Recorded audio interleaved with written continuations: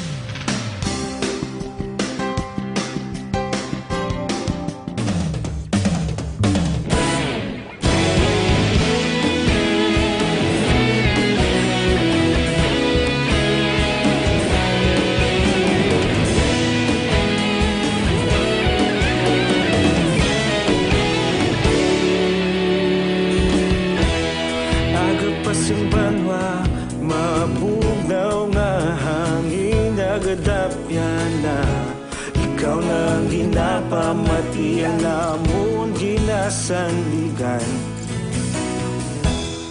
tingog sang probinsya kamatuuran ginapalap na minsay nga may dala paglaong kag kasanad tinuig na nagligan ikaw gihapon ang ako nga istasyon sa pagbudlak sang adlaw sa pagtuhaw sang biton mga balita ang dala inspirasyon Aksyon Radio Bacolod man sa gihapon padayon Aksyon Radio Bacolod saludo sa imo padayon Aksyon Radio salamat isa pa serbisyo patas kag balanse matuod ng mensahe wala sang ginadampingan padayon Aksyon Radio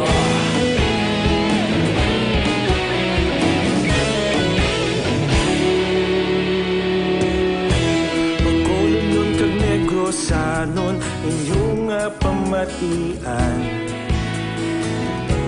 istasyon nga nagapalaplag sang kamaturan mabakod nga prinsipyo Una sa aksyon! Lasay sa Siyate Aksyon Radio Philippine Standard Time kagkaroon sa detalye na sa mga balita lokal. Ginabi-abi ni Negros Occidental Governor Eugenio Salazar ng pagtanyag sang padya sang Negros Occidental Hog Racers Association o Condora sa sinuman nga makatag sang impormasyon na madakpan ang nagapalusot sang produkto sang baboy sa probinsya kumalin sa Luzon kag Mindanao nga may positibo nga kaso sang African Swine Fever o ASF. Sulo kay Lacson ini ang makadugang pabakod sa kampanya sang gobyerno probinsyal batok sa ASF pagi sa ginapatuman nga ASF Prevention Ordinansa. Nagdesisyon ng NORA nga magtanyag sang padya bangod sa kabalaka nga posible makasulod ng produkto sang baboy sa isla sang Negros nga kontaminado man sang ASF. Sa atong Pebrero 6 nag-issue si Lacson sang memorandum sa tanan nga mga alkalde sa probinsya nga nagapasangkad sa implementasyon sang ordinansa hindi lamang sa Luzon kundi pati man sa Mindanao. I was also informed, and we have been coordinating with the commercial hog racers from day one, and I appreciate their effort because this move for a reward system is really coming from their team. Nabatian si Negros Occidental Governor Lacson. Paghahangyo naman ni Gobernador Eugenio Salazar ang opinyon sa Provincial Legal Office sa implementasyon sa Administrative Order No. 22 ni Presidente Rodrigo Duterte nga nagamando sa mga ahensya sang gobyerno kag local government units nga ipatuman sang estrikto ang mga plano sa prevention kag control sa African Swine Fever o kon ASF. Suno kay Lacson, padayon nga ipatuman sang gobyerno probinsyal ang ASF Prevention Ordinance sandig sa Administrative Order sang Presidente. Una diri nagpahayag sang kabalaka ang Provincial Veterinary Office kag grupo sang manugsagod baboy bangod base sa administrative order pwede sige hapon nga makasulod sa probinsya ang canned meat products kag fully cooked nga produkto sang baboy halin sa mga lugar nga may positibo nga kaso sang ASF. Sa iban nga balita lokal, nagasalig si Negros Occidental Governor Eugenio Salazar nga mangin mabakod sa gihapon ng puwersa sang armadang kusog sang Pilipinas bisan nga wala na ang Visiting Forces Agreement kon VFA. Suno kay Lacson, ginpasalig man sa mga opisyal nga masarangan sa gihapon sang tropa sang gobyerno sang Pilipinas ang pagpangapin sa pungsod bisan wala na sang bulig sang Estados Unidos. Dugang pa sang gobernador, dapat anay nga hulaton ang 180 dias nga period matapos ang notice of termination. Agod may baluan kon pinal nga dulaon ang kasugtanan na kon may matabo pa nga renegotiation. Nagumpisa ang VFA sa dong Mayo 27, 1999 hapang sang Pebrero 11, 2020 ginpadalaan sang notice of termination sa Pilipinas ang Estados Unidos. Ini nga mga pungsod nga dekada na nga nagapatigayon sang tuigan nga balikatan military exercises ang may masobra 300 ka mga military exercises kag engagements subong nga tuig. Ginpabaskog naman sang Negros Occidental Police Provincial Office ang pagbulig sa Bureau of Fisheries and Aquatic Resources o kun BFAR. Agodakpon ang mga mangingisda nga nagalubag sa kasuguan. Suno kay Nokpo Deputy Provincial Director for Administration Lieutenant Colonel Adrian Acolyador, ginaupdan nilang kampanya sang BFAR sa pagproteksyon sang baybayon kag magpatuman ang legal nga pagpangisda. Dugang ni Acolyador, may mga nagapangisda nga nagagamit sang fishnet nga wala ginapahanugutan, may mga nagatandog pa sa mga protected nga mga lugar sa baybayon kag paday nga ginamonitor ang posible pag-usar sang dinamita. Tinalikdan nga semana 14 ka operasyon ang napatigayan sang otoridad kag 30 ka persona ang nagkaladakpan. Sa dugang pa nga balita lokal, ginkompirmar sa Pavia Police Station nga number 1 na high-value target kag madugay na nila ginapangita si Nathan Zerudo, 44 anyos nga pumuluyo sang banwas sang Pavia probinsya sang Iloilo. Si Zerudo nasapon patay kinasing aga Pebrero 3 sa may Puro Katipunan Barangay Kabug, syudad sa Bacolod nga may madamo sang luthang sa nagkalilain nga parte sang iyang alawas. Sunod kay Police Lieutenant Nito Pastrana, hepe sang Police Station number 9, posible hindi sa mga lugar ginpatay ang biktima ginbilin lamang ang iyang bangkay. Suno kay Pastrana, posible may finishing lang si Zerudo bangod sang lupok nga nabatian kinasang kagahon. Na-recover naman sang scene of the crime operatives sa Consoko ang mga basiyo sang kalibre 45, 9mm kag 22 malapit sa bangkay sang biktima. Nagapati man si Pastrana nga hindi man magnubo sa 4 ka mga persona ang naghimo sang krimen. Ginalantaw ni Pastrana nga droga ang rason sa pagpatay kay Zerudo nga ang bangkay yara karon nakaya sa Lourdes Funeral Parlor. Na-identify ito na yung biktima, pero 95% pala ang action Eric. Considering previously na met training biktima taon 2018, kasyo ko nga siya ginit si Mr. Junjun Lopez o Virgerio Lopez de Losada. Ginalaran sila ICT. Nabatian ang tingog sang hepe sa Police Station Number 9, Police Lieutenant Juanito Pastrana.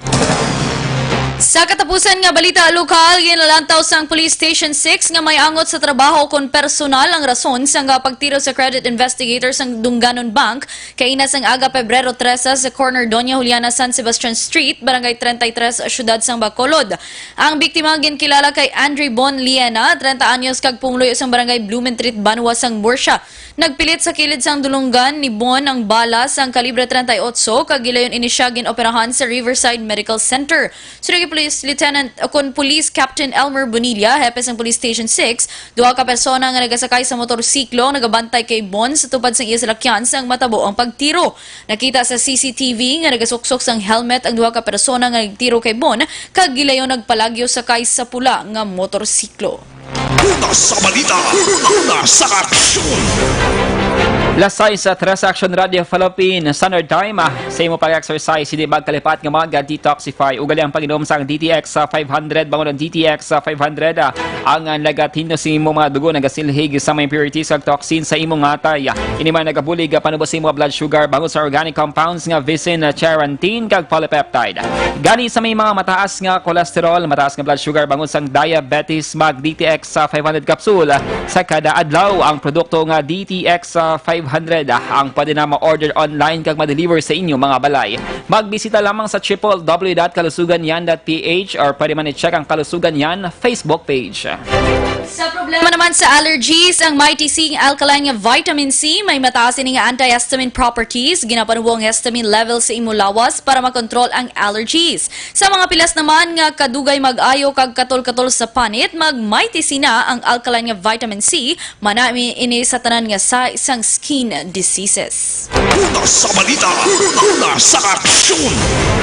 Lasay sa 14 Action Radio Philippine Standard Time. Detalye sa mga nagapanguna nga balita national pagkatapos gidamang sini. Kamot ng kamo. Ka naman kasi.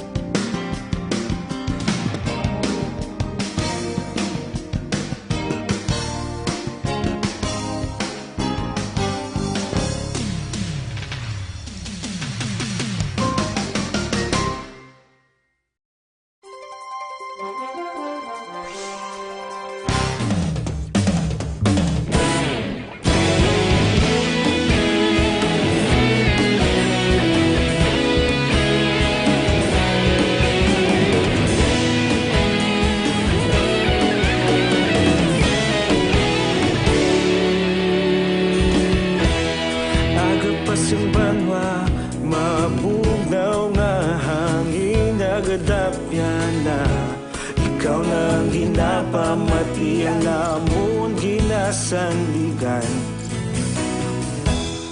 Tingog sang probinsya kamatuuran ginapalap na Minsay nga may dala paglaong kag kasanat Tinuig na nagligan ikaw gihapon ang ako nga istasyon sa pagbudlak sang adlaw sa pagtuhaw sang biton. Mga balita nga dala inspirasyon, Aksyon radyo bakulod man sa gihapon. Padayon Aksyon radyo bakulod saludo sa imo. Padayon Aksyon radyo, salamat isa pagserbisyo. Lasay sa 17 Aksyon Radio Philippines Standard Time kagaron sa detalye na sa mga balita nasyonal. Hindi paghingadla ni PNP Chief Archie Gamboa ang 357 ka mga pulis nga nalakip sa narcolis si Presidente Rodrigo Duterte. Sulo kay Gamboa, nagpromisa ini sa 357 ka mga pulis nga iya i-observe ang confidentiality. Sa 357 isa ang napatay tinalikdan nga si Mana, 15 ang nag-avail sang optional retirement kag 43 ang wala na nag-report sa ilang trabaho. Ini ang mga may ranggo nga patrol ban na pakato sa Brigadier General kag ginakusahan nga protector sang ginaligar mga drug lords, pushers nagapangilkil o kon involvado sa illegal gambling. Ginpathag ni Gamboa nga luyag sini nga ma-enjoy sa nga pulisan ang patas nga proseso bangod mag-aagi pa ini sa una sa Regional Adjudication Board kag ini ang isumeta sa National Adjudication Board. Nga mo naman ang magahatag sa ilang rekomendasyon kag iya pa ini pagatun-an. Nagpamalibad man si Gamboa nga sabto ng pamangkot kun bala nalakip man sa listahan si Lieutenant Colonel Jove Espinido. Hindi ning unang ation nga ginbulgar ang galan sa mga personalidad nga ginaligar involvado sa illegal nga droga. Kun madumduman Marso tuig 2019, ginhingadla ni Presidente Duterte ang 46 ka mga lokal nga opisyales nga ginaligar naga-intraman sa droga. Sa iban pang balita national, nakarecord naman ang Pilipinas ang 33 kapanibago nga suspected cases ng coronavirus disease 2019 o kun COVID-2019. Inibase man sa records ng Department of Health. Sa karon, 441 ang kabugusan nga persons under investigation o kun patients under investigation sa pungsod, 230 ang na-admit sa naglain-lain nga ospital, samtang ang 206 naman ang nagnegatibo sa virus kag nakagwa na sa ospital. Naibaluan ang duha sa tatlo nga nagpositibo sa virus ang na-discharge na matapos naka-recover sa amo nga masakit. Ang Metro Manila ang may pinakadamo nga pasyente nga na-admit sang suspected cases nga naglambot sa 80 ka pasyente, 35 naman sa Central Visayas kag 29 sa Central Luzon. Ginatuna naman sa Department of Health o na DOH ang pagpatukod sa mga sub-laboratories nga mo ang magapatigayon sa confirmatory test para sa coronavirus disease 2019 o kon COVID-19. Sa hearing sa Kamara, ginpahag ni Health ASEC Kenneth Ronquillo, isa lang ang Research Institute for Tropical Medicine o kon RITM nga may kasaraan nga magpatigayon sa confirmatory test. Ginpahayag sining 5 ka sub-national laboratories sa bugos nga Pilipinas ang luyag nga ipatukod sang DOH. Base sa records ng ahensya, kutob nagligad nga mga inadlaw, may 382 na ka mga patients under investigation sa Pilipinas kag may 413 ka mga persons under monitoring. Pathag naman ni Dr. Ferchito Avelino sang DOH Epidemiology Bureau ang mga PUM ang mga individual nga posible may kontak matapos nagpadulong sa mga lugar nga may positibo nga kaso sang COVID-19. Nabatyaga naman sa private sector sa pungsod ang epekto sang COVID-19. Sa hearing sa House Committees on Tourism kag Economic Affairs, ginpalayag ni Tourism Congress President Jose Clement III nga madamo na ang nag-cancel sa ilang hotel bookings sa naglain-lain nga tourism destination sa Pilipinas. Bangod diri ginpahayag ni Clemente nga yara na sa 5.7 milyones ka trabahante sa tourism industry ang maapektuhan sang krisis. Dako ang epekto sa isla sang Boracay bangod naglambot na sa 60% sa mga hotel bookings ang gin-cancel sa mga turista. Ikaduha diri ang Bohol nga isa sa mga lugar nga ginabisita sang ikaduha nga confirmed case ang COVID-19 sa pungsod.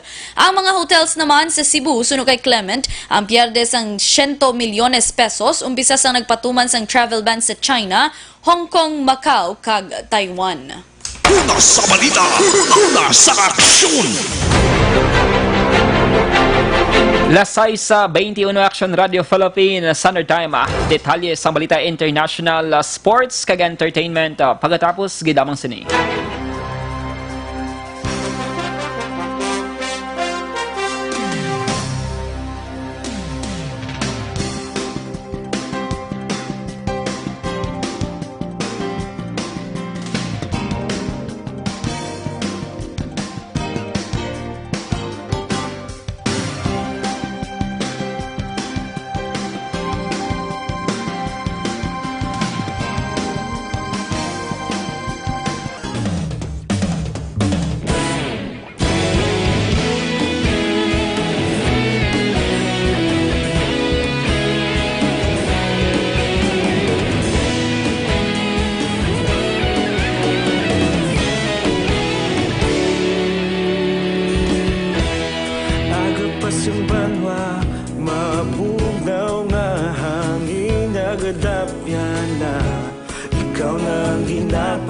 pati ang namon ginasandigan. Tinog sang probinsya, kamatuuran ginapalap na. Minsay nga may dala, paglaom kag kasanag.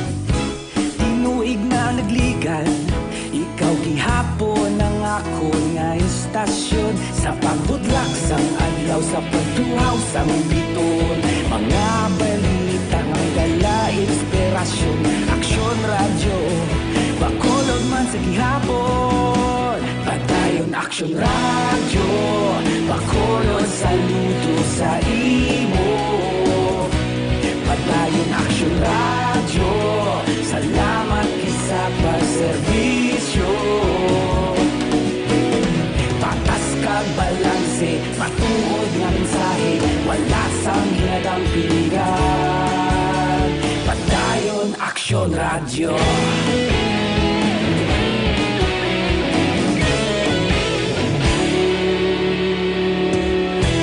Magkolon yun kag negosanon, inyong pamatian. Stasyon nga nagapalaplag sang kamatuuran. Mabakod nga prinsipyo, reporter handa sa serbisyo. Kahapon, karon kag sa gihapon, kita magapadayon. Tinuig na nagligan, ikaw gihapon ang ako nga istasyon. Sa pagbutlak sang adlaw, sa pagtuhaw sang biton. Mga balita nga may dala inspirasyon. Aksyon radyo, bakolod man sa gihapon. Padayon aksyon radyo, bakolod saludo sa imo. Padayon aksyon radyo, salamat kit sa pagserbisyo. Patas kag balanse, matuod na mensahe, wala sang hinadang piligan. Padayon aksyon radyo. Una sa balita, una sa aksyon, sa Bacolod Aksyon Radio. Una sa balita, una sa aksyon, sa Bacolod Aksyon Radio. Kita ulog na ngay, sa bisan anong kalintangan. Responsable na pagbalita, pagdayon na italak na. Malasig pero sigurado, aksyon na may dala pagpalanggan.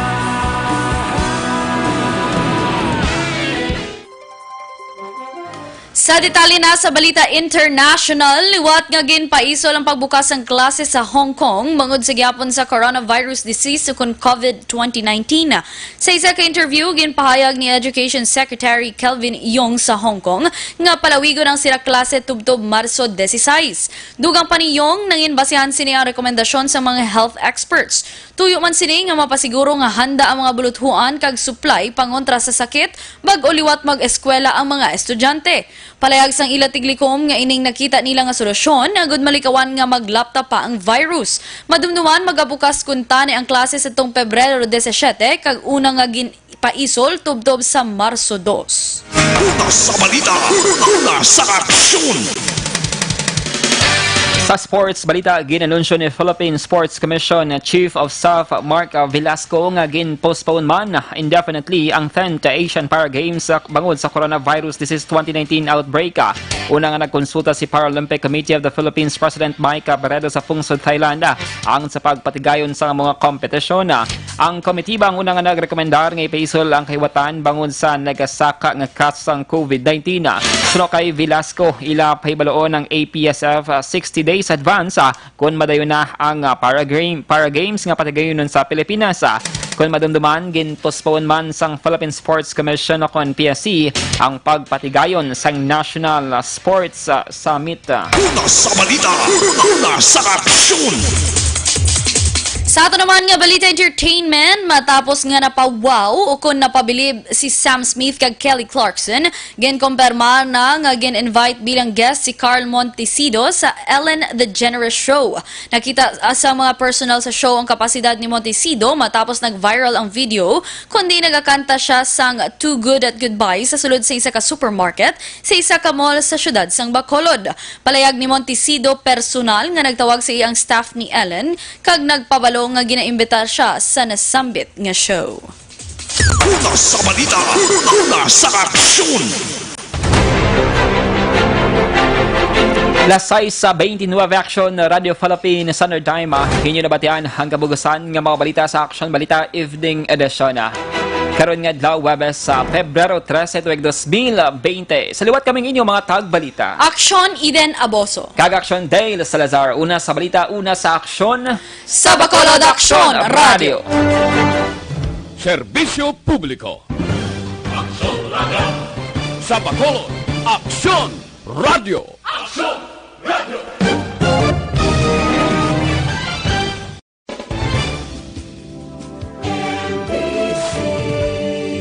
Manila Broadcasting Company. Sa balita, komentaryo, isyu, serbisyo publiko.